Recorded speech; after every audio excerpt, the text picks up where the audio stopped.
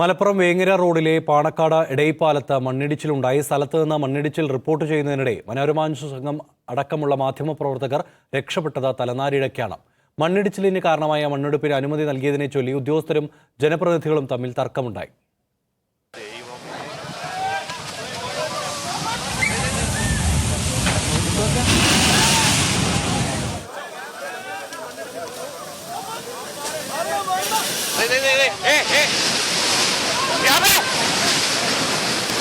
തിരക്കേറിയ റോഡിലേക്ക് മണ്ണിടിഞ്ഞത് റിപ്പോർട്ട് ചെയ്യുന്നതിനിടയിലാണ് രണ്ടാമത്തെ മണ്ണിടിച്ചിൽ. നമ്മളടക്കം ജീവൻ ഇപ്പോൾ ഒരു തലനാരിഴയ്ക്ക് രക്ഷപ്പെട്ടവരാണ്. ഞാനും ക്യാമറമാനും ഇവിടെ നിൽക്കുന്ന ആളുകളൊക്കെ ആ മണ്ണ് ഇപ്പോൾ ഞങ്ങൾ നിന്ന സ്ഥലത്താണ് മണ്ണ് ഇപ്പോൾ കൂടിക്കിടക്കുന്ന ആ ദൃശ്യങ്ങളാണ്. റോഡിലേക്ക് ഒന്നിച്ച് ഇടിഞ്ഞു വരുന്ന ദൃശ്യങ്ങളാണ് നമ്മൾ കണ്ടത്. ക്യാമറയിൽ പകർത്തുന്നതിനിടെ അപ്രതീക്ഷിതമായി രണ്ട് തെങ്ങുകളടക്കം വലിയൊരു ഭാഗം മണ്ണ് ഇടിഞ്ഞു താഴുകയായിരുന്നു.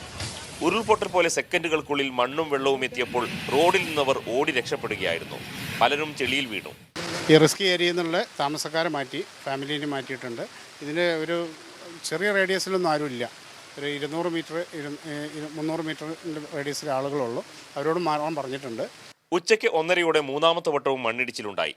മണ്ണിടിച്ചിൽ സാധ്യത തുടരുന്നതുകൊണ്ട് റോഡിൽ കുന്നുകൂടി കിടക്കുന്ന മണ്ണ് മാറ്റണമെങ്കിലും കാലാവസ്ഥ അനുകൂലമാവണം.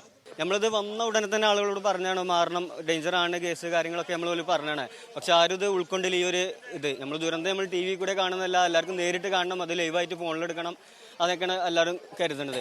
നിർമ്മാണ പ്രവർത്തനങ്ങൾക്ക് വേണ്ടി നേരത്തെ മണ്ണെടുത്ത ഭാഗത്താണ് മഴ ശക്തമായതോടെ തുടർച്ചയായി മണ്ണിടിച്ചിലുണ്ടായത്. നിർമ്മാണത്തിന്റെ പേരിൽ പാറ പൊട്ടിക്കാനടക്കം ജിയോളജിസ്റ്റ് അനുമതി നൽകിയിട്ടുണ്ട്. നിർമ്മാണങ്ങൾക്ക് മലപ്പുറം നഗരസഭയും അനുമതി നൽകിയിരുന്നു. എന്നാൽ ഉദ്യോഗസ്ഥരാണ് ഉത്തരവാദികളെന്ന നിലപാടിലാണ് നഗരസഭ. ഈ സ്ഥലത്ത് എന്ന് പറഞ്ഞാൽ ബിൽഡിംഗ് പെർമിറ്റ് കൊടുത്തിട്ടുണ്ട്. അത് കൊടുക്കുന്നത് നഗരസഭ കൗൺസിലർമാരല്ലല്ലോ, ജനപ്രതിനിധികളല്ലല്ലോ, ഉദ്യോഗസ്ഥരാണ്. ഞങ്ങളുടെ കൗൺസിലകത്തല്ല ഇത് ചെയ്യുന്നത്. എന്തെങ്കിലും തരത്തിൽ അൺഓതറൈസ്ഡ് ആയിട്ട് എന്തെങ്കിലും ഉണ്ടെങ്കിൽ അത് ആക്ഷൻ എടുക്കാൻ വേണ്ടി മന്ത്രി മുതൽ ആളുകൾ ഡയറക്ഷൻ കൊടുത്തിട്ടുമുണ്ട്. 2019 പ്രളയകാലത്തും ഇതേ സ്ഥലത്ത് ഉരുൾപൊട്ടലുണ്ടായിരുന്നു. ഇത് അറിഞ്ഞിട്ടും കുന്നിടിക്കാനും പാറ പൊട്ടിക്കാനും അനുമതി നൽകിയ ഉദ്യോഗസ്ഥർക്കെതിരെ അന്വേഷണവും ആവശ്യമുണ്ട്. S Mahesh Kumar, Manorama news, Malappuram.